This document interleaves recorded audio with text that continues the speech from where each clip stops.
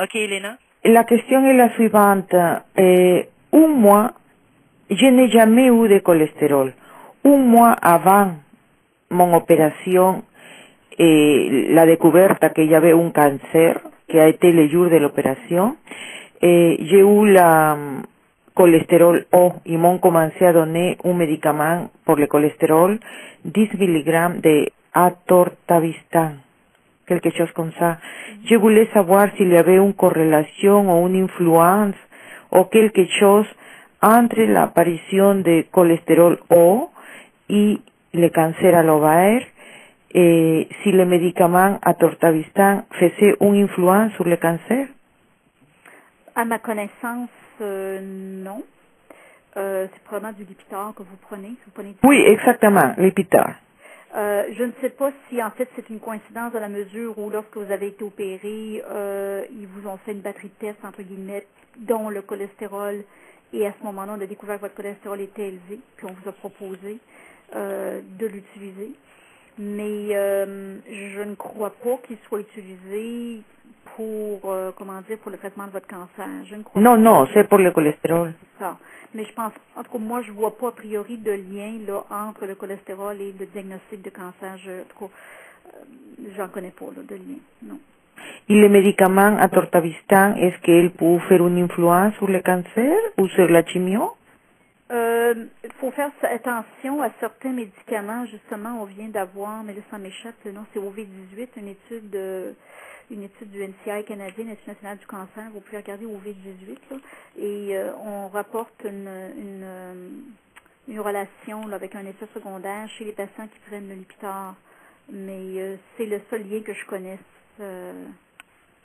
Qu'est-ce que ça veut dire qu'il y a un effet secondaire, comme quoi, par exemple? Non, mais c'est pas le médicament que vous prenez, mais c'est pour ça que quand on parlait des médicaments, il faut faire attention aux interactions parce que certains médicaments qu'on prend peuvent activer le foie, certaines enzymes. C'est ça que je veux dire, mais je ne pense pas qu'il y ait de lien entre le Lipitor, le cholestérol et le cancer des ovaires. Ah, ok. Comprenez-vous? Oui, oui, oui. Ok, merci. Petite question. Comment se fait-il, pour nous empêcher d'avoir des récidives, il y a les médecins qui nous prescrivent soit du méga, soit tamoxifène. Il y en a, c'est Arimidex. Comment ça se fait qu'il y a plusieurs sortes? Est-ce qu'ils ont des particularités, chacune d'elles, de ces médicaments-là, pour empêcher la récidive? Ouais. Pourquoi il y en a qui n'en ont pas non plus? Oui, c'est pas standardisé comme approche. Hein. Encore une fois, c'est toujours dans le sens d'une maintenance. On se dit, c'est des médicaments qui ont quand même pas tellement d'effets secondaires. Et c'est des médicaments qui, chez certaines personnes, effectivement, ont démontré une efficacité qui nous surprend. Puis on ne sait pas vraiment bien pourquoi chez une patiente, on se dit, mon Dieu, on n'aurait pas pensé que ça aurait marché tant que ça. Maintenant, peut-être que vous le savez ou non, mais certaines fois, on peut tester la tumeur pour voir si elle exprime les récepteurs, des récepteurs aux estrogènes ou des récepteurs à la progestérone. Et ça peut influencer justement le choix, par exemple, de Megas, qui est un médicament qui est une progestérone. Le tamoxifène, c'est un anti-estrogène, comme vous le savez. Et donc, ça peut être d'une utilité selon le type de cancer que vous avez, s'il exprime le récepteur ou non. Mais encore une fois, cette utilisation-là en maintenance n'est pas standardisée. C'est pas quelque chose qu'on fait de routine. Okay. Moi, je suis pas contre parce que je me dis quelque part, ça donne pas tellement d'effets secondaires. Puis si c'est bénéfique, mon Dieu, pourquoi pas là. Mais ça fait pas partie de la routine pour tout le monde. Parfait, mais merci. OK. Suzanne, la dernière question? Oui, en fait, je voulais demander à Dr. Plante si elle pouvait peut-être nous laisser sur une note d'espoir. Qu'est-ce qui s'en vient pour nous? Est-ce que au niveau des traitements actuellement, il y a des nouveautés? Est-ce que vous avez parlé bien sûr tantôt des inhibiteurs de PARP, là, mais est-ce que qu'est-ce qui est maintenant pour nous, pour les femmes qui ont des récidives au niveau du cancer de l'ovaire? Est-ce qu'on peut avoir de l'espoir? Ben, écoutez, je pense que on est dans une nouvelle ère des traitements, là, où on a des agents, ce qu'on appelle en anglais des targeted agents, là, des agents plus ciblés, qui sont pas comme les grosses chimiothérapies qui fait sur tout, comme on dit, là, qui tapent sur tout, hein, mais des agents plus ciblés, plus spécifiques. Puis par exemple, peut-être bevacizumab, qui est un anti-VEGF, qui est un anti, si vous voulez, facteur de croissance des vaisseaux.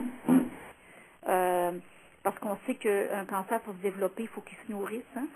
Oui. Pour grossir, ça y prend des vaisseaux sanguins pour se nourrir. Donc, les VEGF, c'est des médicaments qui ont un effet sur l'empêchement de faire la croissance des vaisseaux sanguins nouveaux. Alors, par exemple, il y a 2 études américaines, une étude européenne qui a démontré que le bevacizumab avec la chimiothérapie augmente un peu l'efficacité des traitements. Puis, on pense aussi de l'utiliser après la fin de la chimiothérapie sur une période de 12 à 18 mois en maintenance. Toujours la même tantôt en maintenance pour essayer de empêcher la formation de nouveaux vaisseaux sanguins pour nourrir. Donc ça, c'est une voie d'avenir, les VEGF, les anti-VEGF, tout ça. Ensuite, les inhibiteurs de PARP, je pense que ça, à mon avis, c'est le gros hit actuellement. Je pense que c'est réellement quelque chose de très significatif. Là, vous l'avez chez vous en protocole de recherche? On l'a en protocole actuellement, oui. Mais d'après moi, ce n'est qu'une question de temps, puis pas de beaucoup de temps, je crois, qui va être disponible plus largement. Et son avantage en plus, c'est que c'est un médicament qui se prend par la bouche. Et de moi, ce que j'en ai vu avec nos patientes, vraiment peu d'effets secondaires. Fait que c'est quasiment trop beau pour être vrai, là, mais jusqu'à présent, c'est comme je vous dis, d'après moi, c'est ce qu'on a de plus hot, là. Puis le bevacizumab et d'autres agents ciblés qui sont il y en a beaucoup actuellement, mais beaucoup qui sont dans le pipeline, là, qui sont dans les filières d'évaluation de phase 1, phase 2. Mais on s'en vient avec des choses plus sophistiquées, je trouve, que la grosse chimio classique, là. Tu sais. OK. Mais votre protocole de recherche, il est relié quand même, c'est le PAR avec carbotaxol.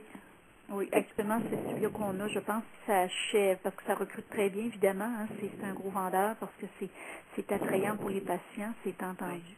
Vous dites qu'il n'y a pas d'effets secondaires, beaucoup d'effets secondaires avec le PAR, mais carbotaxol en donne en Moses. Oui. Oh oui, ça c'est évident. Mais l'ajout de olaparib, là, ça s'appelle olaparib, puis il y a une partie du traitement où olaparib est donné seul. Des fois, quand on donne aussi un médicament par la bouche, on dit « Ah, c'est le fun, je l'ai par la bouche », mais souvent, c'est des médicaments qui vont donner des effets secondaires digestifs, par exemple, que ce soit les EP16, peut-être certaines d'entre vous auraient connu les EP16 ou d'autres, qui, c'est pas si évident que ça, là. Sur les intestins, ça peut être rough. Mais jusqu'à présent, de ce que j'ai vu au olaparib, ça n'a pas l'air pire au niveau digestif. Fait que ça peut, d'après moi, ça va devenir une alternative très, très intéressante. C'est pour quand? Je sais pas. La compagnie, je ne suis pas dans le secret des dieux, mais je pense qu'il y a beaucoup d'études qui sont en cours, puis comme je vous dis, ça recrute assez bien, donc je pense qu'en termes de quelques années, on va avoir beaucoup d'informations. Quelques années?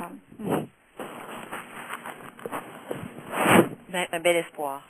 Ben oui, je pense que oui, parce qu'on a des nouvelles molécules là qui, je pense que ça s'en vient. En tout cas, merci à tous d'avoir participé et un gros merci à Dr. Plante d'avoir répondu à vos questions.